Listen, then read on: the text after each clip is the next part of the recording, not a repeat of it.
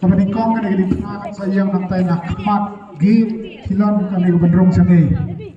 Baik kamu berpercaya baik yang di appreciation.